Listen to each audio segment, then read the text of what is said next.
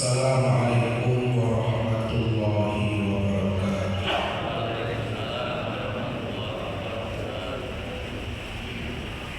Innal hamdalillah nahmaduhu wa nasta'inuhu wa nastaghfiruh wa na'udzu bihi min shururi anfusina wa sayyiati a'malina. Man yahdihillahu fala mudilla lahu wa man yudlilhu fala hadiya lahu.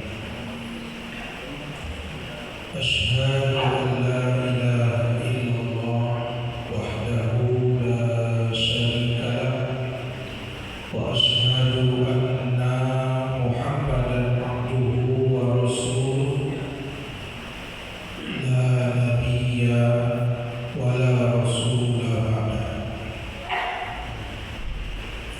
Ya ayyuhalladzina amanu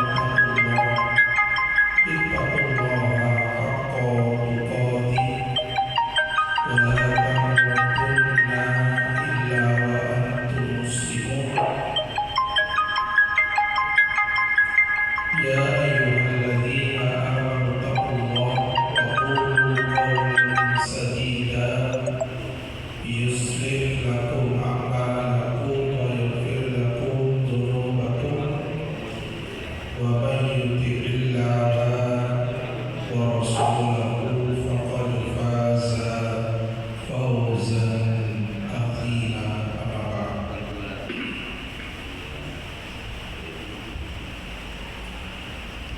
Kaum muslimin wal muslimat, jamaah Masjid Al-Islah dan keluarga besar Yayasan Islahul Ummah yang sewu, yang semoga Allah Subhanahu wa Ta'ala senantiasa melimpahkan rahmat, ampunan serta keberkahannya kepada kita semua. Alhamdulillah, puji dan syukur kita panjatkan kepada Allah Subhanahu wa Ta'ala pada malam hari ini,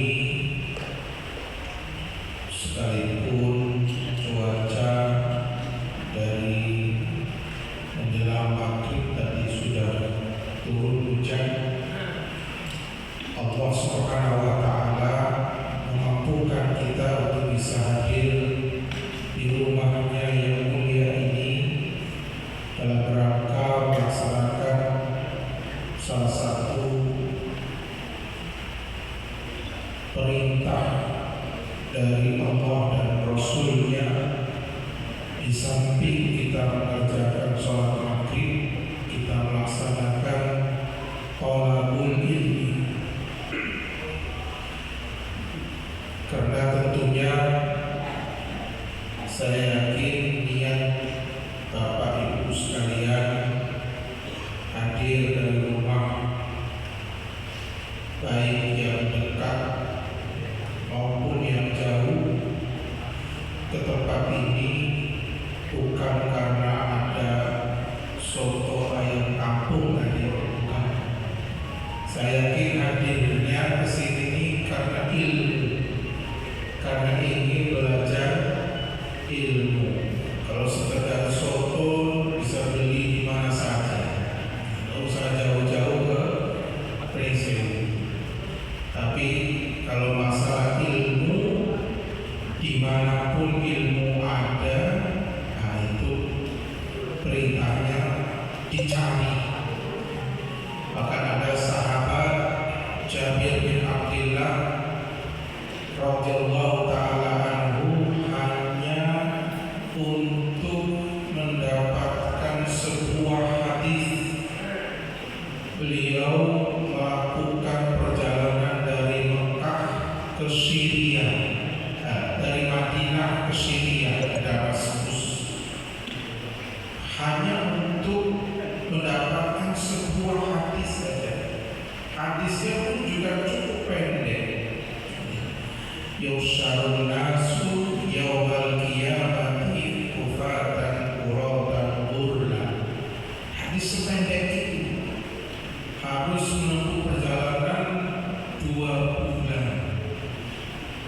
menggadaikan kebun untuk bisa mendapatkan seekor kuda dan perbekalannya. Tapi karena ilmu, maka pengorbanan sebesar itu oleh beliau dianggap sebagai sebuah konsekuensi, karena kalau sudah mendapatkan ilmu, maka semua yang dikorbankan itu akan mendapatkan balasan dari Allah Subhanahu wa Ta'ala. Tidak ada usaha pengorbanan baik waktu, tenaga, dan biaya yang tidak dinilai oleh Allah sebagai amal saleh. Semoga Allah Subhanahu wa Ta'ala memberikan kepada kita istiqomahan untuk suka menghadiri majelis ilmu, agar kita bisa mendapatkan kebaikan yang banyak di dalamnya. Salawat dan salam terlimpahkan pada Rasul Muhammad Sallallahu Alaihi Wasallam, limpah pula pada segenap sahabat beliau, pada para tabi'in, tabi'ut tabi'in, dan para orang yang mengikuti beliau dengan ihsan hingga akhir zaman. Kaum muslimin dan muslimat rahimahullah, malam hari ini tema yang akan kita bahas adalah sebab-sebab mendapatkan hidayah. Hidayah dalam bahasa kita artinya petunjuk. Sekalipun dalam Al-Quran hidayah itu ada dua macam. Ada yang disebut dengan hidayah taufik, dan yang kedua disebut dengan hidayah irsyad. Hidayah taufik dan hidayah irsyad. Hidayah taufik ini hidayah yang hanya Allah saja yang bisa memberikannya kepada hamba-Nya. Kalau hidayah irsyad, hidayah yang bisa diberikan oleh hamba-hamba Allah kepada hamba-hamba yang lain. Artinya irsyad ini bisa wasilahnya adalah manusia. Tapi kalau hidayah taufik itu hanya Allah saja yang memberikannya. Nah, ketika kita berbicara hidayah di sini, tentunya kita mengharapkan kedua-duanya. Mengharapkan diberi hidayah taufik, mengharapkan diberi hidayah irsyad. Pembagian hidayah menjadi dua hal ini dijadikan atau disebutkan oleh para ulama untuk mendudukkan dua ayat dalam Al-Quran yang secara zahirnya,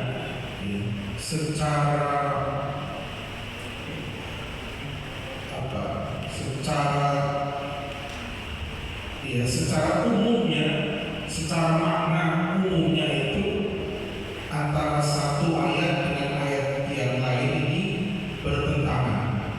Jadi yang pertama misalnya yang disebutkan oleh Allah di surat Al-Qasas ayat 56. Surat ini terkait dengan peristiwa wafatnya paman Nabi Abu Thalib yang semasa hidupnya membela mati-matian dakwah Rasul sallallahu alaihi wasallam. Bahkan sejak Rasulullah itu diasuh oleh beliau, sejak umur 8 tahun, Abu Thalib itu sudah melihat banyak keistimewaan yang ada pada diri keponakannya sampai ketika diangkat menjadi Rasul. Tetapi sekalipun Abu Thalib ini hidup sehari-hari bersama Rasulullah SAW,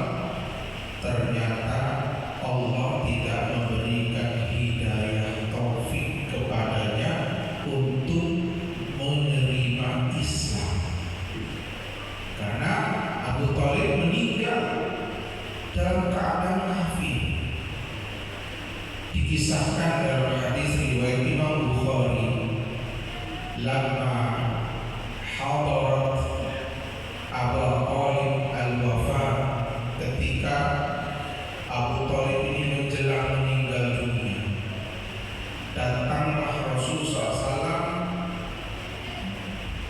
berposisi di sebelah kepalanya Abu Talib, kemudian mengatakan, ya ammi qul la ilaha illallah kalimatan uhajjalaka biha indallah. Wahai pamanku, ucapkanlah olehmu la ilaha illallah, kalimat yang akan menjadi hujjah bagimu di hadapan Allah nanti. Ditalkin oleh Rasul, diajar supaya mau mengucapkan kalimat la ilaha. Kalimat itu bukan pertama kali beliau dengar tentunya. Sehari-hari beliau mendengar kalimat itu disampaikan oleh Rasul, karena dakwah Rasul itu ya mengajak untuk bertauhid. Tapi begitu Rasul mengatakan demikian, Abu Jahal yang di sampingnya itu mengatakan, ya Aba Talib, atarghabu an millati Abdul Muttalib. Wahai Abu Talib, apakah engkau membenci agamanya Abdul Muttalib, lalu engkau akan mengikuti agama keponakannya?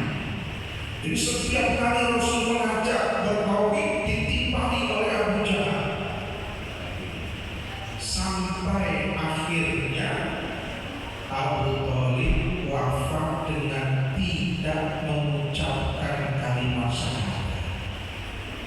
Itulah yang membuat Rasulullah SAW sedih sekali. Kenapa sedih? Karena jasa amalnya Abu Talib luar biasa. Meskipun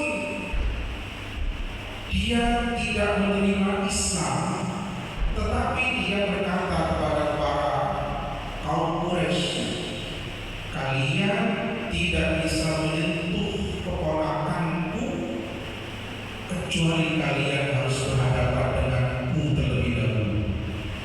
Kalau bahasa kita sekarang ya, langkahi mayatku baru kau bisa menyakiti Muhammad. Jadi pembela, meskipun dia tidak masuk Islam. Itulah yang membuat Rasul sedih.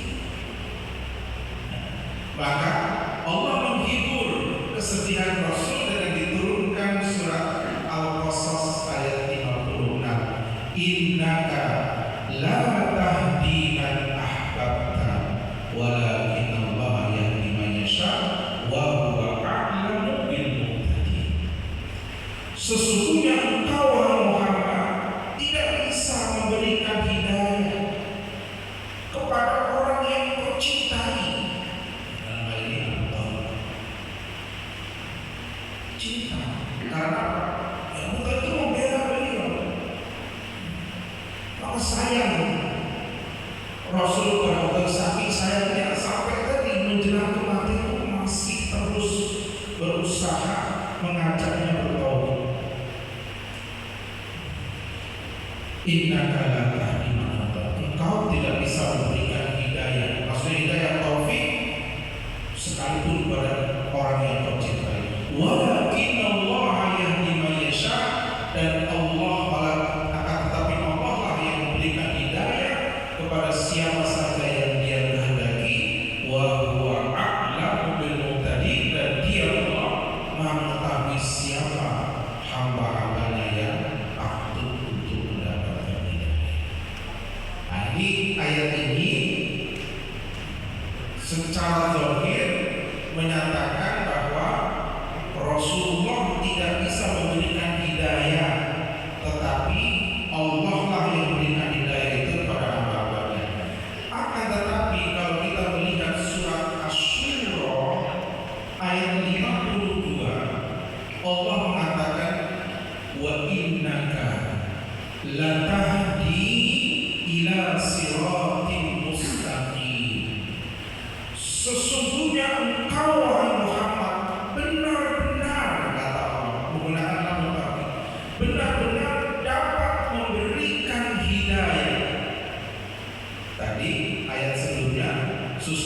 engkau tidak bisa memberikan hidayah. Innaka la tahdi man ahbabta. Tapi di ayat yang ke-52 di surat Asy-Syura ini Allah mengatakan sampai dengan penegasan, sesungguhnya engkau benar-benar bisa memberikan hidayah kepada jalan yang lurus. Nah, ini kan sepertinya bertentangan. Qasas 55 engkau tidak bisa memberikan hidayah. Asy-Syura 52 engkau benar-benar bisa memberikan hidayah. Maka itulah para ulama mendudukkan bukan ayat ini yang bertentangan, akan tetapi hidayah itu ada dua. Yang di surat Al-Qasas ayat 20 itu hidayah taufik. Jadi kalau sudah masalah taufik itu hanya Allah yang bisa memberikannya kepada hambanya. Sampai jangankan kita, Rasulullah pun tidak bisa. Jadi kalau misalnya ada anak kita yang sudah diingatkan berkali-kali tapi tetap tidak mau melaksanakan, misalnya sholat, kita ingatkan sholat lima waktu itu wajib, masih belum mau sholat, diingatkan setiap hari tapi masih tidak mau sholat. Nah, ini berarti bahwa anak ini tidak mendapatkan taufik dari Allah. Hidayah Allah tidak memberikan hidayah kepada anak ini untuk mengerjakan sholat. Karena kita sudah mengajari, ya seperti Rasul sudah mengatakan kepada pamannya, la ilaha illallah. Sebetulnya mengucapkan itu mudah kalau mau. Oh, apalagi orang Arab itu bahasanya dia mengucapkan la ilaha illallah. Kalau kita mungkin ada orang mu'alaf mengucapkan syahadat masih belum fasih, kan bukan bahasanya kan itu. Kan kalau Bapak Ibu melihat, menyaksikan ada orang mau masuk Islam ketika ditalqin asyhadu alla ilaha illallah itu masih susah mengucapkannya karena tidak pernah mengucapkan kalimat itu. Tapi kalau orang Arab hari-harinya ngomong Arab, kalau sekedar mengatakan la ilaha illallah ini sangat mudah. Tapi meskipun mudah, Abu Thalib tidak mau. Mengapa? Tidak Allah beri hidayah taufik. Jadi kalau ada orang sudah didakwahi berulang-ulang tapi dia tidak mau berubah, nah ini berarti dia tidak mendapatkan hidayah taufik dari Allah Subhanahu wa taala. Itu di Al-Qasas ayat 65. Nah, sementara kalau Asy-Syura wa innaka latahdi, ini hidayatul irsyad. Kalau hidayatul irsyad seperti bimbingan, arahan, ini hidayah yang bisa diberikan oleh siapa saja. Karena sifatnya bimbingan, membimbing. Setiap orang bisa memberikan bimbingan orang lain untuk melakukan kebaikan.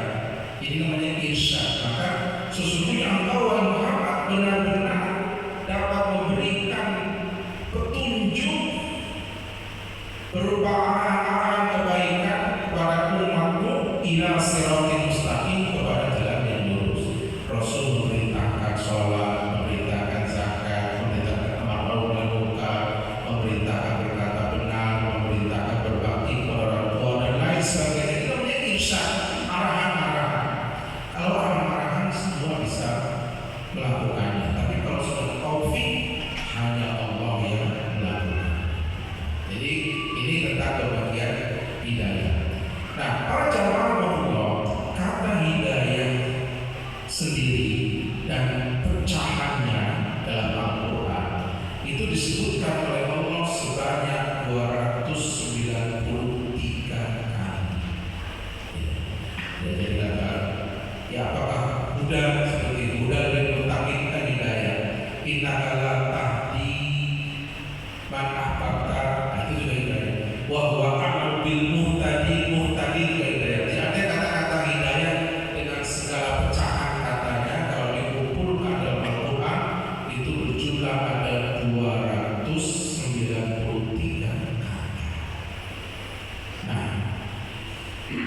Jamaah Allah,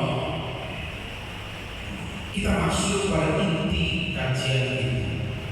Bagaimana supaya kita mendapatkan hidayah, baik hidayah taufik maupun hidayatul irsyad. Ada beberapa poin tentang hal ini. Yang pertama, asbabul hidayah yang paling penting adalah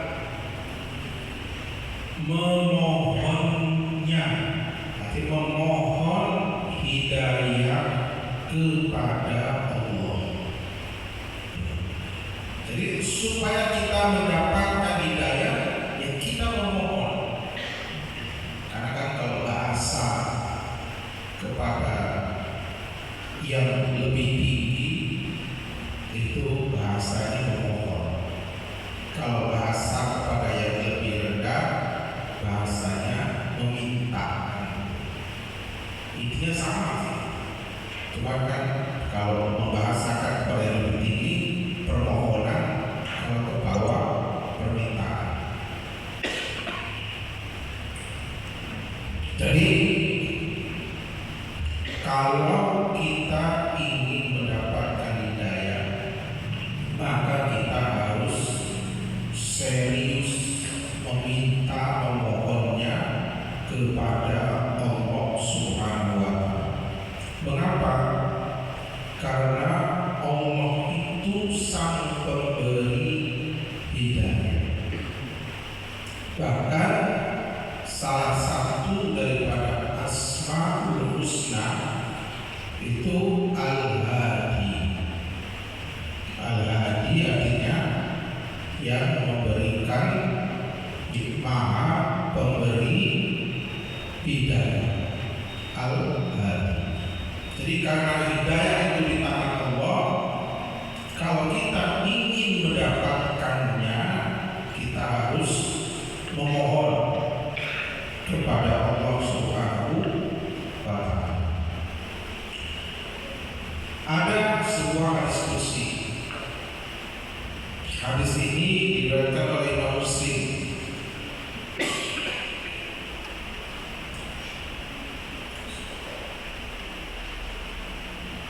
Allah Ta'ala berfirman, Ibn Adam, kullukum dhalun illa man hadaitu. Ini Allah mengatakan, wahai anak Adam,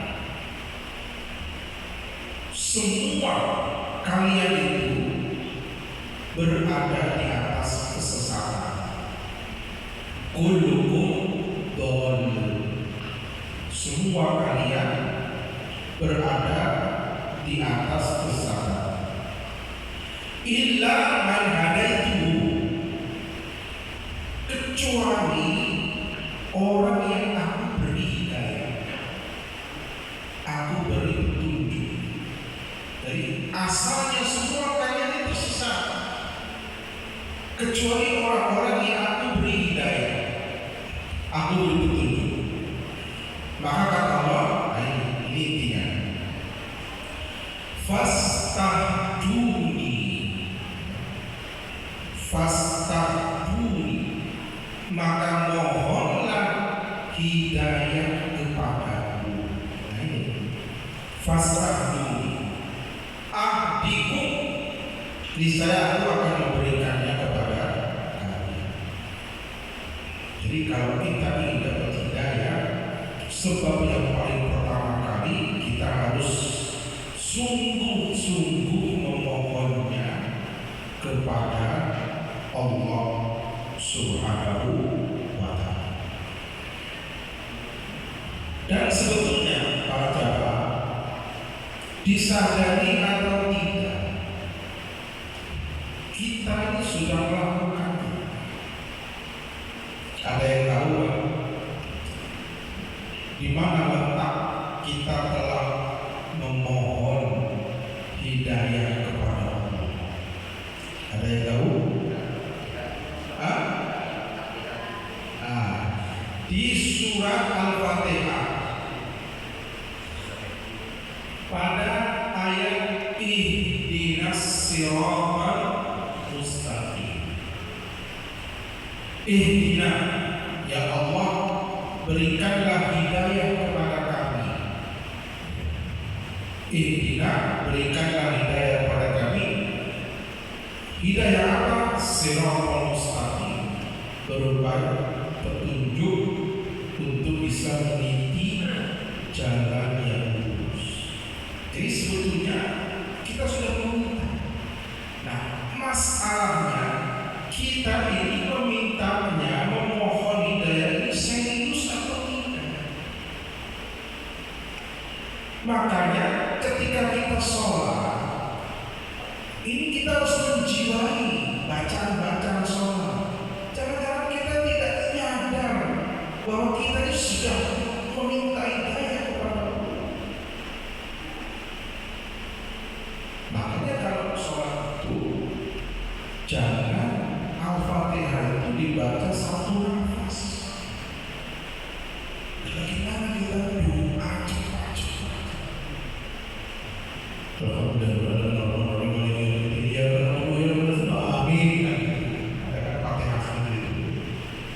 Kalau tahunya amin ya, atau lebar. Nah kita ini mohon, mana kalimat ihdinas siratal mustaqim? Rasulullah itu kata para sahabat, kalau sholat beliau memenggal Al-Fatihah itu satu ayat. Berarti sebenarnya apa? Qasamtu salata baini wa baina abdi nisfaini. Aku membagi sholat antara diriku dan hambaku itu separuh-separuh. Jadi ketika sholat itu kita sedang dialog dengan Allah dan Allah menjawab apa yang kita baca. Ini Allah sendiri yang berfirman, ini yang diskusi. Aku membagi sholat antara diriku dan hambaku separuh-separuh. Idza qala abdi, kalau hambaku membaca Alhamdulillahirabbil alamin, kata Allah menjawab, hamidani abdi, hambaku sedang memuji. Itu dijawab Allah. Wa idza qala ar-rahmanir rahim, asna alayya abdi, ketika kita membaca ar-rahmanir rahim, Allah menimpali membalas, hambaku sedang menyanjungku. Sampai kita baca iyyaka na'budu wa iyyaka nasta'in ihdinas siratal mustaqim hadza baini wa baina abdi wa li abdi ma sa'ala, kata Allah. Ini antara diriku dan hambaku, dan bagi hambaku apa yang dia mohon kepadaku aku akan berikan. Dan kita kalau mohon cepat-cepat itu, bagaimana Allah akan merespon? Jadi yang pertama ini hidayah kita mohon kepada Allah. Satu, di surat Al-Fatihah kita sudah melakukannya. Bahkan secara khusus pun Nabi SAW mengajar kita sebuah doa memohon hidayah. Ada yang tahu Pak? Doa atau zikir yang isinya memohon hidayah kepada Allah. Ada yang tahu? Saya yakin doanya itu sudah dibaca, tapi kadang-kadang enggak nyadar. Saya yakin sebagian besar hafal, sering dibaca doa meminta hidayah. Ada yang bisa tunjuk tangan, dibimbing oleh bapak, oleh anak-anak yang dulu. Allahumma inni as'alukal huda wat tuqa wal afafa wal ghina. Nah, itu kan nyaut semua kan, sudah hafal semua. Karena kan tidak asing. Allahumma inni as'alukal huda, ya Allah, sesungguhnya aku memohon kepadamu huda, hidayah. Huda itu kan sama dengan hidayah, hanya bentuknya yang lain. Di Al-Baqarah huda lil muttaqin, huda lin nas, tapi hidayah juga sama aspek. Allahumma inni as'aluka al-huda, ya Allah aku mohon kepadamu hidayah, wa tuqa taqwa, wal afaf suci diri, wal ghina merasa cukup. Jadi artinya Allah sudah menyebutkan bahwa kita ini sudah melazimi meminta memohon hidayah kepada Allah, dan Rasul juga mengajarkan agar kita senantiasa membaca doa Allahumma inni as'aluka al-huda wa tuqa wal afafa wal ghina. Baca doa ini baik di saat sujud, pada saat setelah tasyahud, sebelum salam, atau dalam rangkaian zikir pagi dan petang, pada subuh, pada asar. Sampai doa-doa yang lain, tapi ini penting dibaca karena Rasul mengajarkan kita untuk melakukan. Hadisnya sahih riwayat Imam Muslim. Jadi Allahumma inni as'aluka al-huda wa tuqa ini hadis sahih riwayat Imam Muslim. Ini poin yang pertama, memohon hidayah. Sebab mendapatkan hidayah yang kedua adalah dengan menelaah Al-Quran. Menelaah atau mentadaburi, memahami Al-Quran.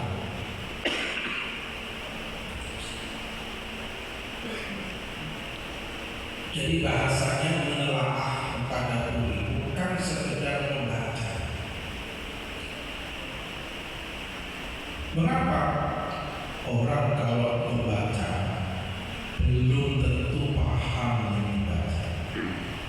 Nah, kalau dia membaca sesuatu tidak paham, ya dia tidak bisa mengamalkan sesuatu itu.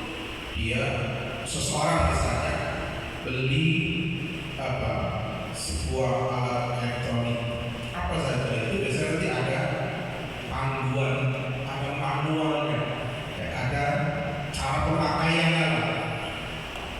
Tapi banyak panduan-panduan itu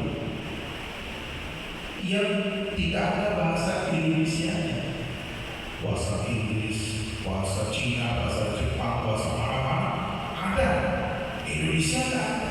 Oh, kita orang Indonesia, ya, tapi panduannya nggak ada bahasa Indonesia.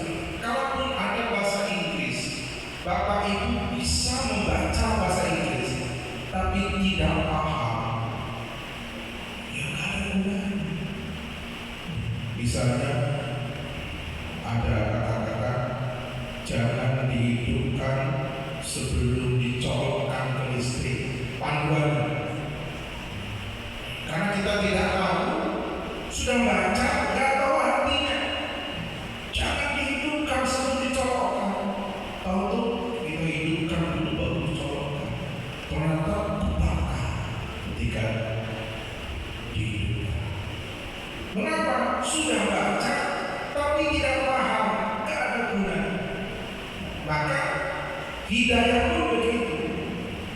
Bukan sekedar baca Quran, bukan berarti baca Quran tidak penting. Baca Quran penting, tetapi memahami kandungan Al-Quran itu lebih penting. Bukankah di awal Al-Baqarah Allah sudah berfirman setelah Alif Lam Mim, dzalikal kitabu la raiba fihi hudan lil muttaqin. Quran ini petunjuk, manual book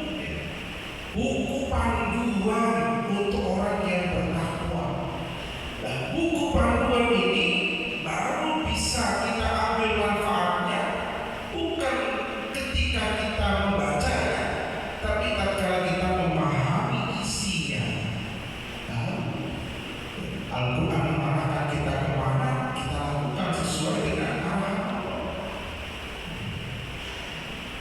Jangan orang baru saja membaca surat Al-Hujurat, baru dia baca, ya ayyuhalladzina amanu la yaskhar qaumun min qaumin asa an yakunu khairan minhum baca lagi wala yattabi'u ba'dahum.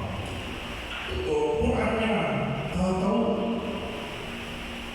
bapak itu kok gak ngapa, yang lain biasa bapak itu manis. Baru saja membaca ayat larangan ghibah,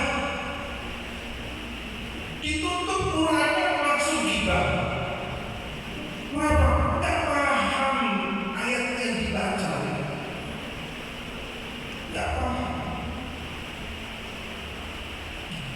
Baca surat Al-Baqarah di penghujung sebelum ayat 241 272. Ya ayyuhalladzina amanu taqullaha wa dharu ma baqiya minal riba in kuntum mu'minin. Dibaca ayat.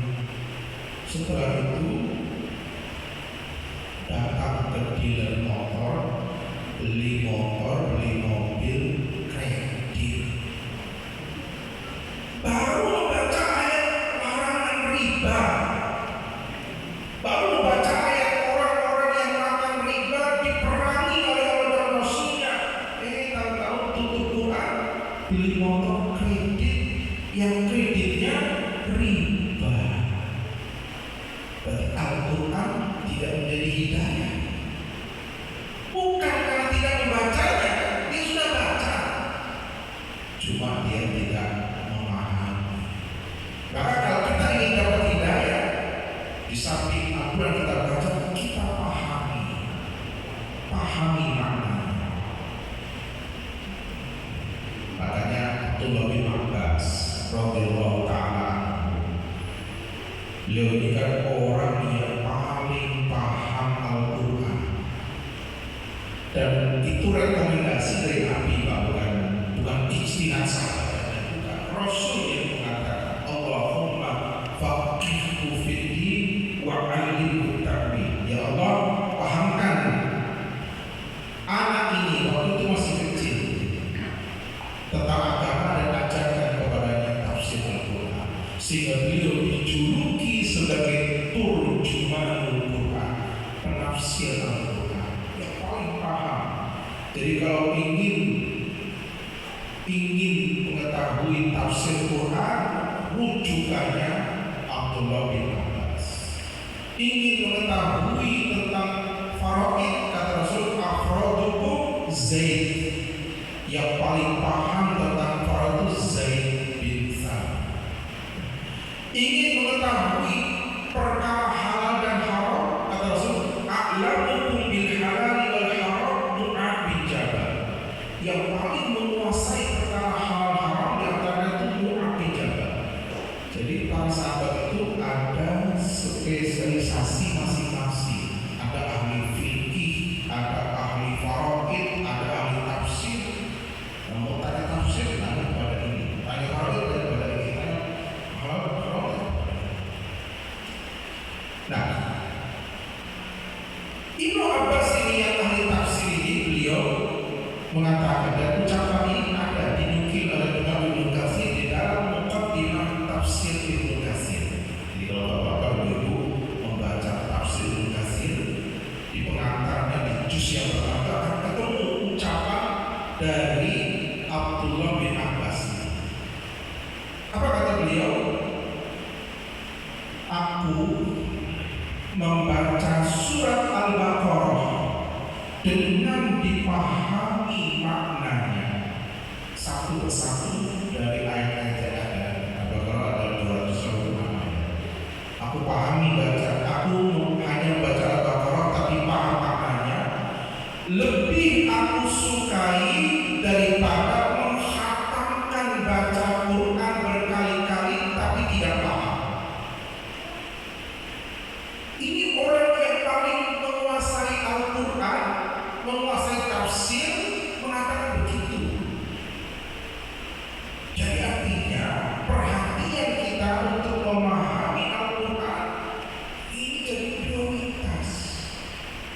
Bukan berarti menghatamkan Quran tidak penting, menghatamkan membaca sampai hatam tidak penting. Tapi jangan sampai seumur hidup fokus kita hanya baca hatam, tapi tidak paham. Artinya setiap hari silakan baca 1 juz, tapi dari 1 juz itu coba 1 halaman itu dibaca sampai paham. Dan kita seperti itu. Di lama-lama ya selesai juga. Jangan kita hanya baca tapi tidak berusaha memahami sama sekali. Jadi ya kita menghimpun dua-duanya, baca iya, tadabburi mami ya. Karena tadabbur ini justru yang paling penting. Dalilnya surat Al-Isra ayat yang ke-9. Inna hadzal Qur'an yahdi lillati hiya aqwa wa yubashshiru alladziina ya'maluna as-shalihaati anna lahum ajran kabira. Al-Qur'an ini benar-benar memberikan hidayah kepada jalan yang lebih lurus. Hidayah itu didapatkan ketika kita memahami. Jadi dari ilustrasi tadi mudah-mudahan bisa dipahami. Baca ayat riba, setelahnya malah riba. Baca ayat riba, setelahnya malah kredit. Jadi ini berarti dia tidak paham. Kalau dia paham tentu dia akan meninggal. Jangankan yang belum dikerjakan, yang sudah saja ketika dia ketemu ternyata riba itu haram, segera disudahi. Bukan malah beli baru dengan cara yang riba. Itu poin yang kedua. Masih ada? Sudah masuk bisa? Belum. Yang ketiga, sebab mendapatkan hidayah adalah ittiba'us sunnah, mengikuti sunnah, tuntunan Rasul SAW. Dalilnya hadis riwayat Imam Muslim.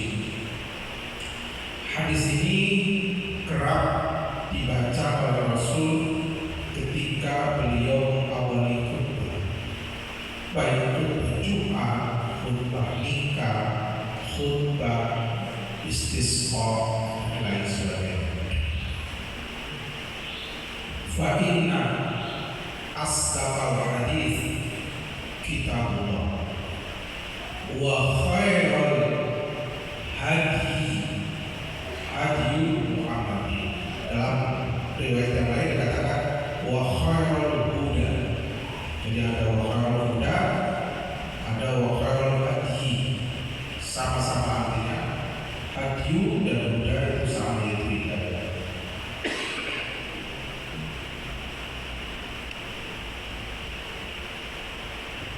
Yang artinya dan sebaik-baik hidayah petunjuk adalah petunjuknya Nabi Muhammad SAW.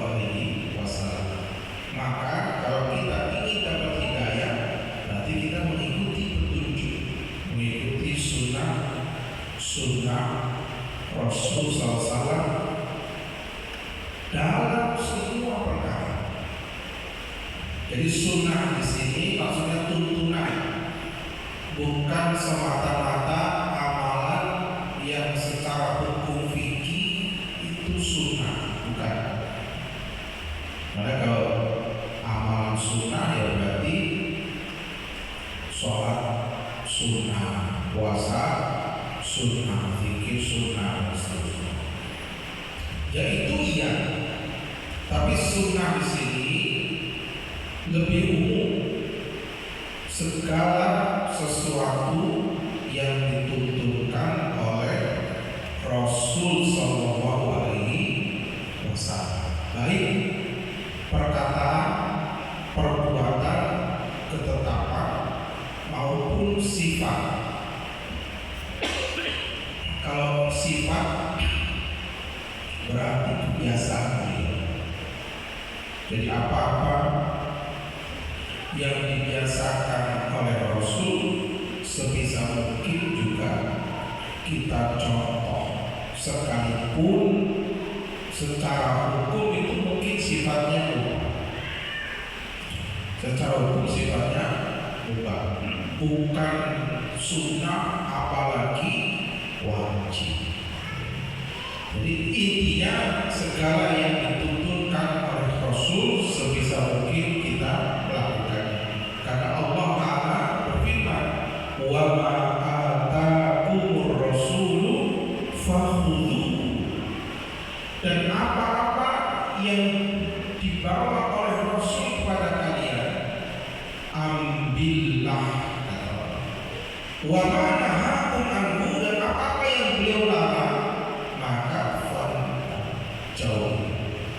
Jadi Allah sudah memerintahkan kita selaku hambanya untuk mengikuti Rasul, mengambil dari apa yang dibawa oleh Rasul SAW. Mengapa? Karena semua tuntunan Rasulullah itu adalah al-haq. Meskipun kadang-kadang sulit diterima oleh logika. Contohnya apa? Rasul mengatakan, idza waqa'a dzubabu fi ina'in ahadikum falyumishu. Jika ada seekor lalat yang masuk, yang nempel pada bejana tempat makan atau tempat minum, salah satu tindakan maka tenggelamkan. Lalu tenggelamkan, kemudian dibuang, kemudian minumlah air. Jangan ada aku jijik buang semua. Rasul menuntunkan seperti itu. Kalau minuman kalian tertempel lalat, lalatnya itu yang dicelupkan semua. Setelah itu diambil, dibuang. Fa inna fi ahadi janahaihi da'a wa fil akhar dawa. Karena dalam salah satu sayap lalat itu ada penyakit, ada kuman, ada virus, ada bakteri. Tapi pada sayap lainnya itu ada penawarnya.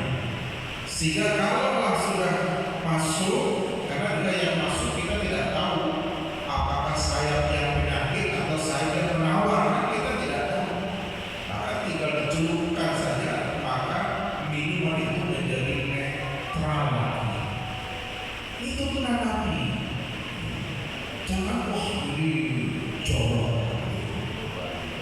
Tapi kita kalau mengatakan itu jorok, kita menghina tuntunan Nabi SAW. Dan ternyata ya waktu itu belum ada mikroskop kan. Rasul tidak pernah meneliti sampai sejauh itu. Setelah diteliti oleh ilmuwan-ilmuwan zaman sekarang, mereka menyatakan benar apa yang dikatakan Rasul itu. Jadi ini menunjukkan bahwa sabda Rasul itu hak. Begitu pula untuk Rasul, saya kalau kalian makan, kalau ada sisa makanan yang menempel di jari-jari kita, bersihkan jari-jari kita. Jangan dibiarkan banyak nasi masih menempel, tercuci tangan. Kalau orang rakus amat sampai tangannya dibersih, biarkan orang mengatakan rakus. Tapi ini tuntunan daripada Nabi SAW seperti itu. Termasuk ketika kita makan, ada makanan yang jatuh, itu diambil. Ya, sekarang juga dilihat juga. Kalau jatuhnya yang jatuh itu kuah sop, ya bisa diambil. Ya. Oh, jatuh kerupuknya bisa. Jadi artinya juga lihat-lihat. Karena kan dahulu kan Rasul makan itu kebanyakan kan kurma, roti. Jadi kalau jatuh ya pasti bisa dibersihkan. Tapi kan kadang-kadang kita ini merasa jijik. Wah, ada bakterinya kotor. Ini tuntunan yang luar biasa. Maka mengikuti Rasul itu seperti tadi, bukan hanya amal sholat kita sesuai dengan Rasul itu iya penting, tapi juga hal-hal semacam tadi itu juga kita perlu